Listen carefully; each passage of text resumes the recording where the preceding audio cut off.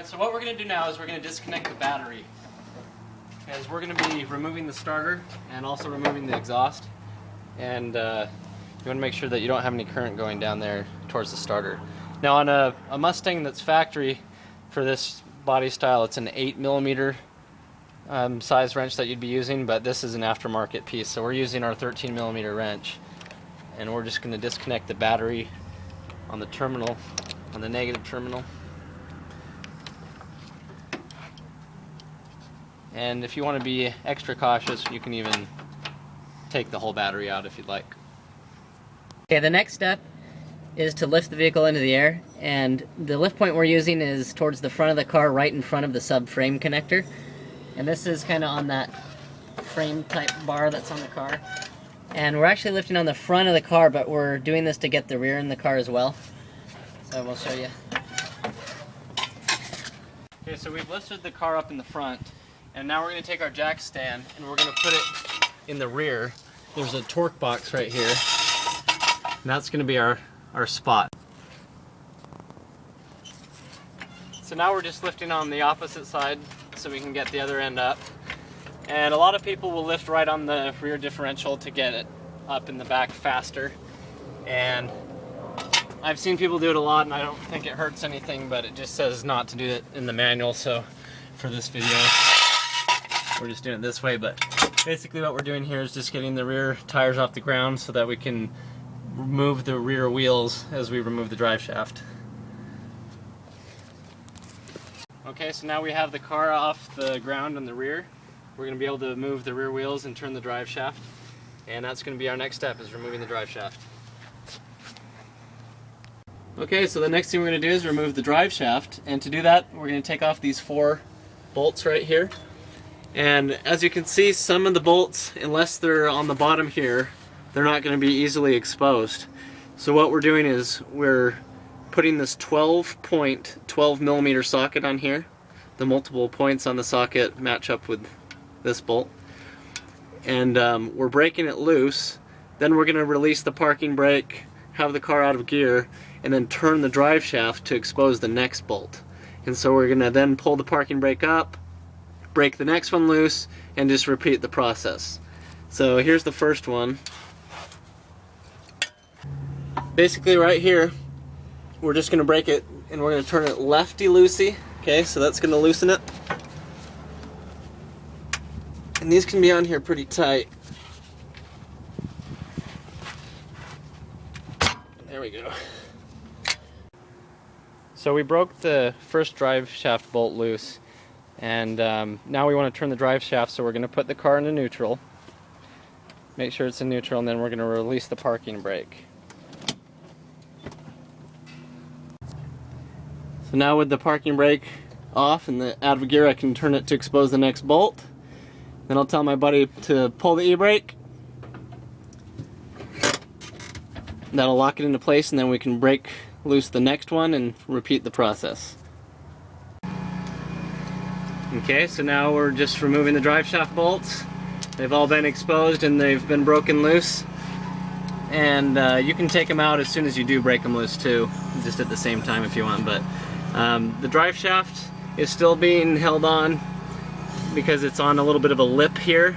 And so then our next step, once all the bolts are free, is to just move it back a little bit and drop it down.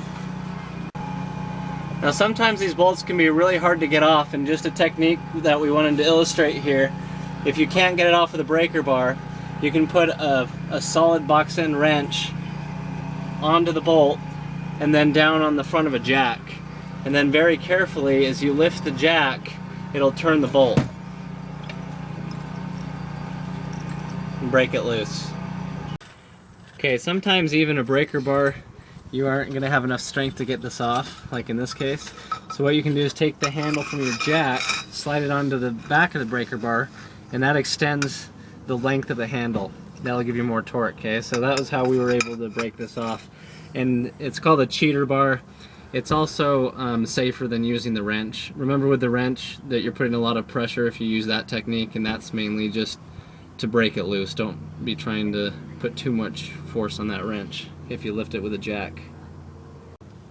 With all the bolts removed, you can now pull the drive shaft towards the front of the car and then set it down onto the ground. Now something we really like to do is label every bolt that we take off and put it inside these plastic bags. So here we just wrote drive shaft bolts on this bag, and we're just going to put all 4 bolts in there. And it's a good way to keep them all together, because when you're taking so many bolts apart, especially with the transmission, you'll find that a lot of bolts will fit in spots that they shouldn't go. So this is a good way to keep everything separated. Okay, so we have our jack stands securely here on the car, right here on this frame part. We made sure that it's in the trough of the jack stands and that they're both the equal height. And we didn't go to the very top of this jack stand. We went about 1 or 2 notches down just to give it a little bit more stability. Always have a jack under here when you can, just as a safety, just in case something fails. Alright, now we're going to remove this crossbar that goes in front of the transmission. It's just going to give us a little bit of extra room. We're taking a 15mm socket, and it's very simple. Just the bolts come out and this bar can be dropped off.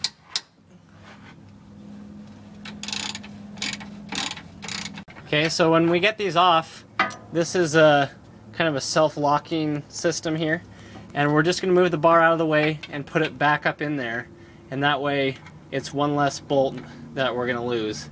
So we're just going to put it back in here and do the same on the other side. Alright, so now we're going to take off the exhaust. We're going to take off this dust shield cover here. That's going to help give us some more room to work, and we're going to remove the O2 sensors as well. So we'll start here with a 10mm socket.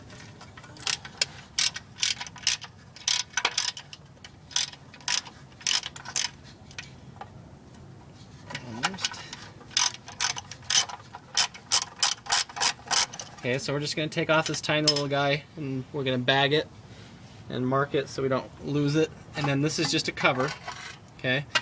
And we're going to set that aside. Okay, so this is the clutch fork here, and here's the clutch cable.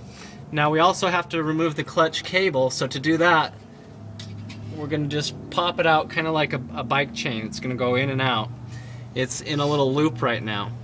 And if you need to, you can put kind of a pry bar up in here, like this, to help compress the clutch fork, and popped it out. Okay, so it just looped right on out. And so here's the clutch fork. This is the clutch cable, and there's a little pin right here, and you can just get some pliers or a little wrench or whatever. Just pop the little clip off straight down, and now you can pull the clutch cable all the way through. Okay, so now that's all disengaged. You don't have to worry about going up into the car and releasing it from the clutch pedal. We're good. Okay, so the next thing we're going to do now is take off some of these exhaust bolts. And remember, the battery is not connected. Okay, on the passenger side, the starter's there, and if you put a wrench by it, you can get shocked. Ask me how I know.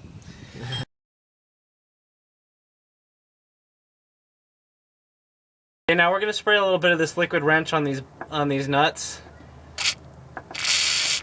and let them soak for a while. If your car has some good miles on it, this is a must.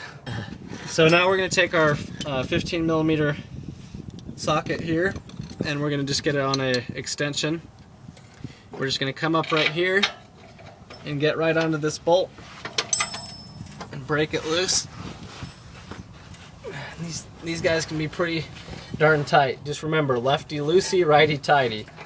Okay, so we're going counterclockwise.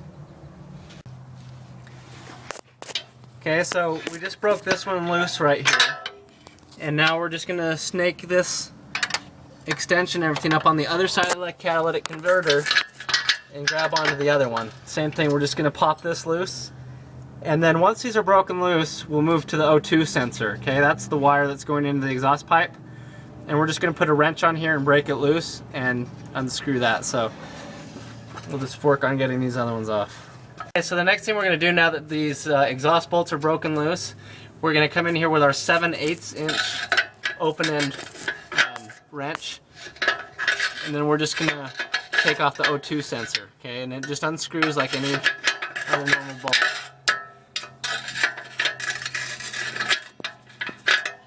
Okay, and then once it's loose, just turn it, okay? Kind of just turn it and twist the cable into a little piggy tail. And there you go, it comes right out. Okay, so that O2 sensor's there, and with the transmission out of the way, we're probably going to want to replace these because it's easier to get to the connectors. We'll get to that later. But yeah, we're just going to take off both of these O2 sensors to get them out of our way and continue to remove the exhaust bolts.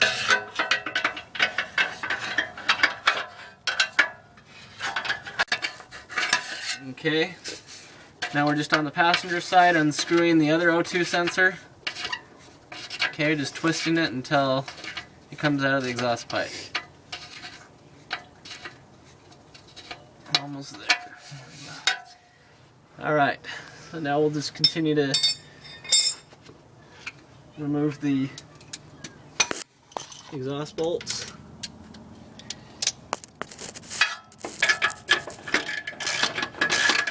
I'll tell you, the liquid wrench really did the trick here. So I'd recommend squirting it and just letting it sit for 5 minutes, and it'll save you some broken knuckles and some cut up hands. It still has the stock catalytic converters and everything. They're gonna kind of get in the way. To get to the exhaust bolts on the passenger side, we're gonna come up around here on the back side and just go straight shot right to the top bolts. I don't know if you can see it up in there, but you can see where it comes off of the engine exhaust manifolds. But yeah, you have to just kind of go around the back on this one. And then once you get it with the socket, just get it off by hand, and it's just like the other side. So if you see one side, you'll know what the other. The deep socket up in there, and what we had to actually do on here is go to our 1/2-inch drive, which acted kind of as a deep socket, but was still shorter. But we have our U-joint type attachment, our 15mm socket, and then our extension. And we're just going right up in here, right below the starter, and we're able to get onto that last exhaust bolt. Okay. Now remember, once again, the battery needs to be unplugged right now because you'll shock yourself if you start throwing metal wrenches and everything up near the starter. Okay, so now we're just putting our 7/8 inch wrench back on these rear O2 sensors. And just breaking them loose. Okay, now these ones are specific by side, so just kind of make a note of which color they are. We're taking a video, so we'll be able to see it like that, but you can unplug them or you can just hang them up. They can, you know what though, we're going to unplug them because the transmission's going to be coming down anyway. But there's just a little switch in here that you just push. Can you see this back here? Push down on the little tab and pull it out. Sometimes you need to get a little screwdriver up in here, but these just unplug like that. Push the little tab. And you know, you can even leave these screwed into the exhaust if you want. Either way, we just need to make sure that they're no longer connected to the transmission. Okay, the next step is to complete removing the mid pipe. We're gonna remove the final exhaust back here, and as you can see, these have the self-locking washers on the back, which is really nice because you only need one 15mm wrench on here.